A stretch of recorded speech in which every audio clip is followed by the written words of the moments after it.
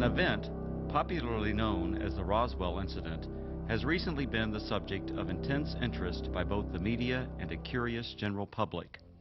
In recent years, numerous speculative books, magazine articles, television programs, a made-for-TV movie, 2 UFO museums, fraudulent documents, and even an alien autopsy film have emerged to exploit the media fascination with the Roswell incident.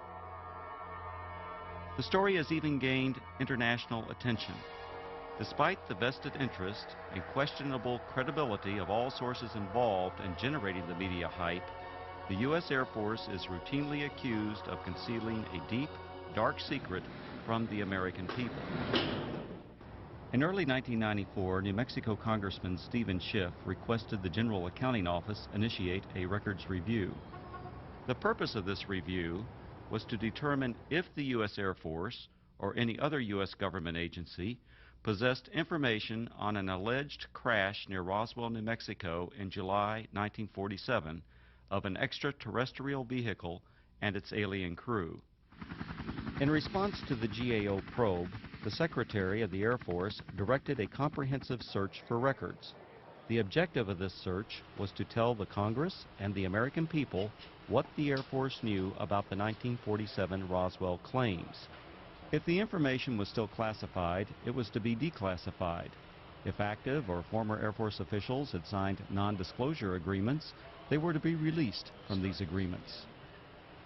The resulting 800-page report was completed in July 1994. The report concluded that the predecessor to the U.S. Air Force, the U.S. Army Air Forces, did recover material near Roswell in July 1947. What was recovered was not the remains of an extraterrestrial spacecraft and its alien crew, but debris from a then classified Army Air Forces research project codenamed Mogul. Begun in 1946, Project Mogul was a top-secret attempt to acoustically detect suspected Soviet nuclear explosions and ballistic missile launches. The project was accorded the highest priority because it addressed the most important post-war national defense concern, development of an early warning system to prevent a devastating surprise attack. Mogul used an odd assortment of naval acoustical sensors, radar reflecting targets, nylon fibers, and other equipment carried aloft by a train of weather balloons extending over 600 feet. Claims that the U.S. Army Air Forces recovered a flying disc near Roswell in 1947 were based primarily on a misidentification of the radar targets, a standard element of weather equipment adapted for use on the long Mogul balloon train. In June 1947, the oddly constructed radar targets were found by a local rancher who later reported the equipment as a flying disc. Following some initial confusion at Roswell Army Airfield, the flying disc debris, aluminum foil, rubber, paper, and sticks, was identified by Army Air Force officials as remnants of radar targets and weather balloons. With the positive identification by the Army Air Forces of the debris recovered by the rancher, events that occurred in 1947 were officially resolved and largely forgotten. Initially, the Roswell incident consisted only of accounts of the recovery of a flying disc. In 1947, there were no claims of alien bodies associated with the Roswell incident. The recovery of alien bodies became part of the Roswell story during the late 1970s, with other claims being made in the 1980s and 1990s. These later-day revisions to the Roswell story were often based on anecdotal accounts from second- and third-hand witnesses collected by UFO enthusiasts 40 or more years after the actual event. The same anecdotal accounts that refer to bodies also describe large-scale field operations conducted by U.S. military personnel using an assortment of military vehicles and aircraft to recover crashed debris supposedly from an extraterrestrial spaceship. Military personnel were allegedly led by an angry, red-headed captain threatening those who witnessed the operation with imprisonment or death if they revealed what they observed. The popular Roswell story contends that the bodies, once recovered, were allegedly transported under tight security to the base hospital at Roswell Army Airfield for autopsy. At the hospital, the angry red-headed captain was again allegedly observed threatening civilians. Following the purported autopsies, the alien bodies were supposedly transported to Wright Field, Ohio, now Wright-Patterson Air Force Base, for further processing and storage. This summarizes the Roswell incident scenario as presented by UFO enthusiasts. On the surface, this explanation may appear plausible to some. However, things are not always as they appear. The reports of bodies were only briefly discussed in the 1994 Air Force report because the search for records from 1947, the year of the alleged incident, did not yield any data to support a 1947 claim of aliens.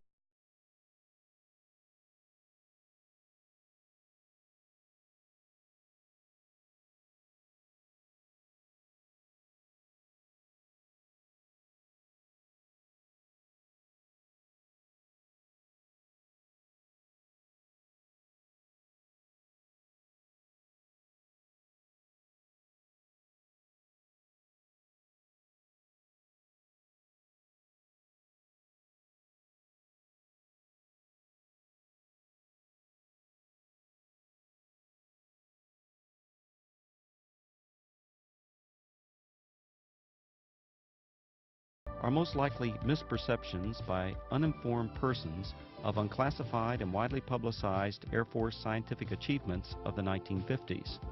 However, other descriptions of bodies appear to be exploitation of Air Force members killed or injured in the line of duty. The following are the 5 main conclusions contained in the second report. Research reveals that actual U.S. military operations, widely separated by time, geographical location, and purpose, have been misinterpreted or deliberately misrepresented. These misrepresentations collectively created what is known as the Roswell incident. UFO proponents failed to establish accurate dates of reported eyewitness accounts, in some instances by more than a decade. In addition, they erroneously linked all these accounts to the actual 1947 recovery of Project Mogul equipment.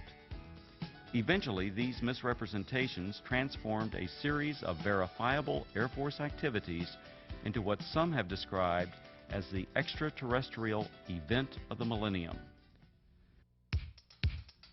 Reports of aliens in the New Mexico desert were actually anthropomorphic test dummies that were carried aloft by Air Force high-altitude research balloons. Critical examination of alleged alien sightings consistently matched the physical characteristics of these dummies, as well as where and how they were used. Vince, that new dummy cam is great. Yeah, it'll sure give people a whole new outlook on what it's like when you don't wear a safety belt.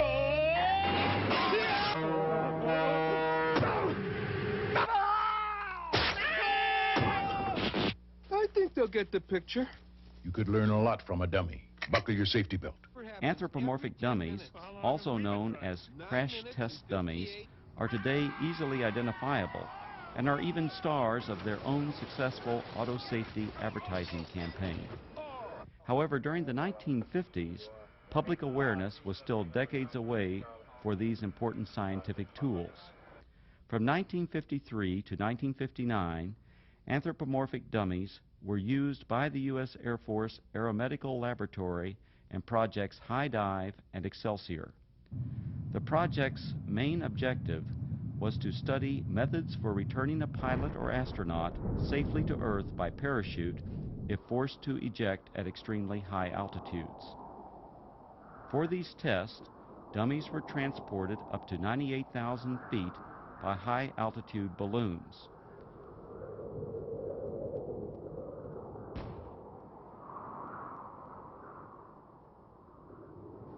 The dummies were released for a free-fall period, during which body movements and escape equipment performance were recorded by a variety of instruments.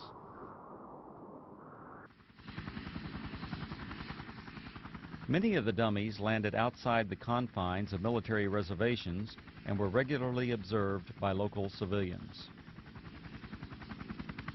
Following a series of dummy tests, a human subject, Air Force test pilot Captain Joseph W. Kittinger Jr., now a retired colonel, made 3 bailouts from high-altitude balloons. These and other aeromedical projects that used both dummies and human test subjects were unclassified and widely publicized in the press and other media. In 1956, 20th Century Fox released On the Threshold of Space, a feature-length motion picture based on these projects and filmed on location at Holloman Air Force Base.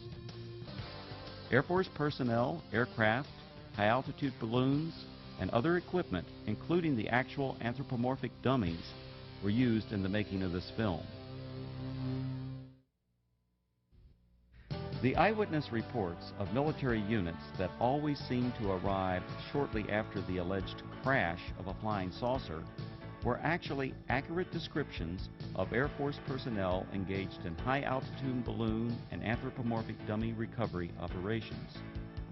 Since 1947, Air Force atmospheric research organizations at Holloman Air Force Base, New Mexico, have launched and recovered approximately 2,500 high-altitude balloons, many in the same areas of New Mexico where the Roswell incident allegedly occurred.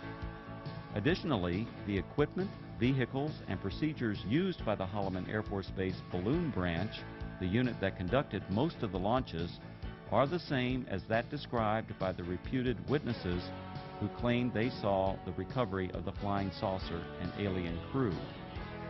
These huge Air Force high-altitude balloons, launched by the Holloman Balloon Branch, carried aloft a wide range of sophisticated and, from most perspectives, odd-looking devices.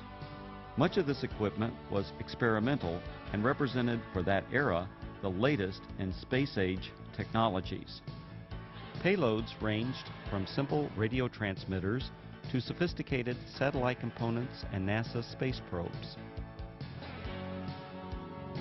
In fact, qualification trials for the NASA Voyager Mars and Viking space probes were flown by Air Force high-altitude balloons during the late 1960s and early 1970s. Ironically, these balloons were launched from the former Roswell Army Airfield, site of the originally alleged 1947 incident, and recovered on the White Sands Missile Range over 100 miles to the west.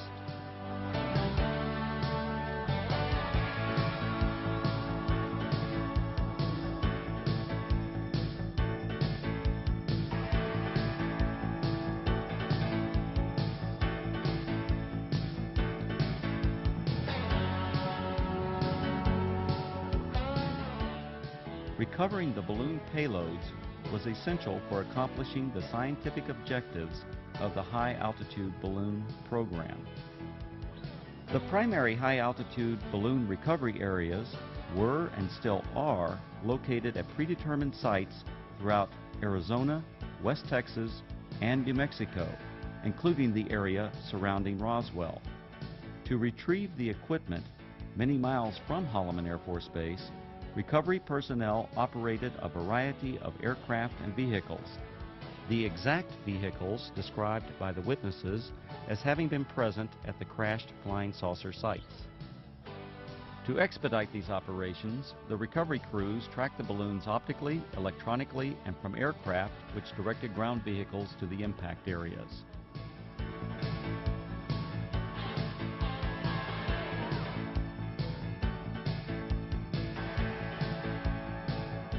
In several of the Roswell accounts, unsubstantiated allegations asserted that military personnel who retrieved equipment from rural areas of New Mexico intimidated and threatened civilians on the scene. On the contrary, Balloon Branch personnel enjoyed good relations with the local community and often solicited their assistance following a balloon or payload landing. In the course of their activities, recovery personnel rented or borrowed tractors, bulldozers, snowmobiles, and even pack mules from local residents. The payloads, parachutes, balloons, and circling chase aircraft often draw crowds of curious onlookers from the local community. In fact, so many civilians are often present at balloon or payload landing sites, the scenes were once described by balloon branch personnel as being like the circus coming to town. Here's what it looked like this afternoon, floating from east to west over town. It was way up there, all right, some 25 miles over our heads, the Air Force later told me.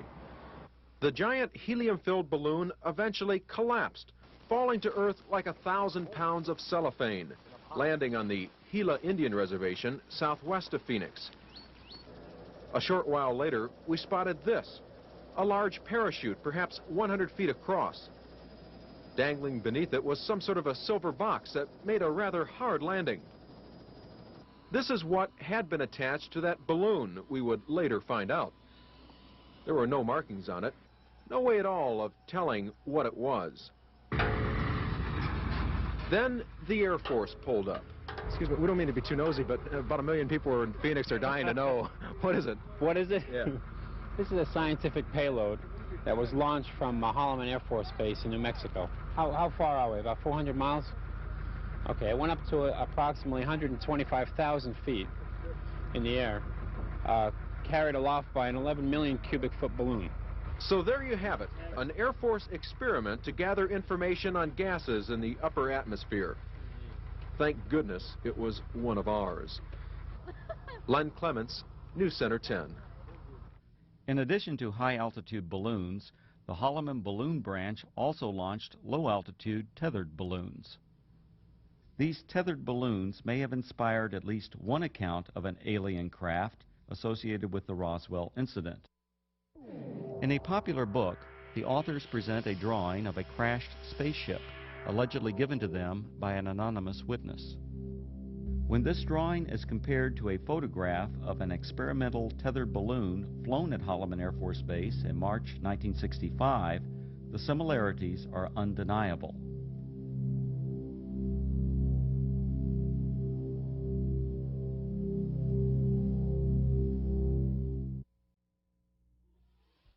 The red-headed captain was probably Captain Joseph W. Kittinger, Jr. Captain Kittinger served as the project officer or pilot in all three of the Air Force's manned high-altitude balloon projects, Man High, Excelsior, and Stargazer. Captain Kittinger was present at many balloon and dummy launch and recovery sites throughout the southwest United States during the 1950s and early 1960s. However, other than the allegations made by UFO proponents, there is no evidence of any kind that Kittinger confronted or threatened civilians. Colonel Kittinger's achievements as an Air Force test pilot are legendary. He has the standing world record parachute jump from nearly 20 miles.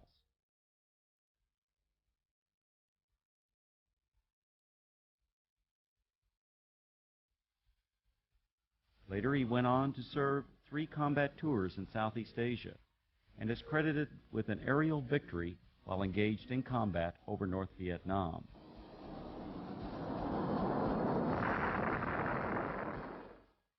After over 480 combat missions, Colonel Kittinger was shot down over North Vietnam and spent 10 months as a prisoner of war in the infamous Hanoi Hilton before being repatriated in March 1973.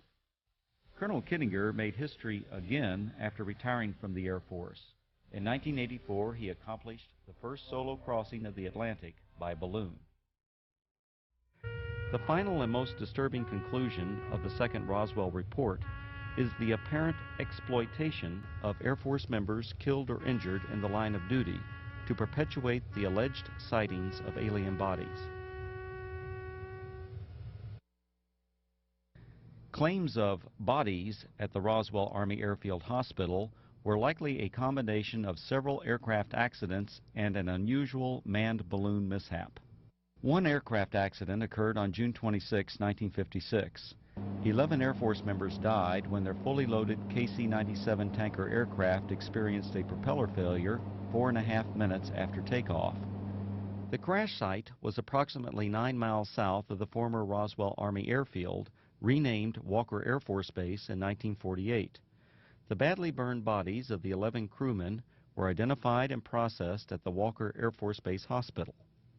The alleged claims of bodies at the base hospital can be traced to a single witness whose descriptions closely match the condition and the circumstances under which these victims were identified.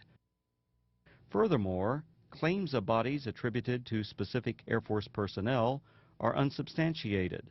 Some of these individuals were not even present at Roswell Army Airfield in July 1947. The balloon mishap occurred during a low-level training mission for backup pilots in the Project Excelsior high-altitude manned balloon program. This unusual accident occurred approximately 10 miles northwest of Walker Air Force Base on May 21, 1959. One of the three crewmen, Captain Dan D. Fulgham, now a retired colonel, was injured during landing. Following the mishap, Captain Fulgham and the other balloon crew members were transported to the Walker Air Force Base Hospital via a chase helicopter that followed the training mission for emergency purposes. Upon arrival at the highly secure Strategic Air Command base, the balloon crew was met by armed Air Force security personnel who remained with the crew until their identities were confirmed. As the Excelsior project officer and instructor pilot for this mission, the red-headed Captain Kittinger accompanied the balloon crew to the hospital. At the Walker Air Force Base Hospital, Kittinger and Fulgham were apparently observed by individuals who later related this unusual incident. Elements of this actual event now appear to be part of the Roswell story. Captain Fulgham was treated for an injury that caused his head to swell beyond its normal size. The injury, described as a traumatic hematoma, was not serious. On a specially arranged flight several days after the accident, Fulgham returned to Wright-Patterson Air Force Base, Ohio, where he made a complete recovery. Fulgham went on to distinguish himself as a test parachutist and physiologist for the space program. He later flew F-4s in Southeast Asia, adding to his combat record as a fighter pilot during the Korean War. When critically examined, the Roswell incident is exposed as a conglomeration of many events, including aircraft accidents, that occurred over several decades. Misidentification of anthropomorphic dummies and experimental balloon-launched devices, combined with Air Force balloon operations portrayed as mysterious flying saucer and alien recovery teams, transformed verifiable events into what is now known as the Roswell incident. The U.S. Air Force and its predecessors have been the unsurpassed innovators in aerospace technology. Legendary Air Force leaders throughout this century have used technological advances to establish the U.S. Air Force as a premier military service.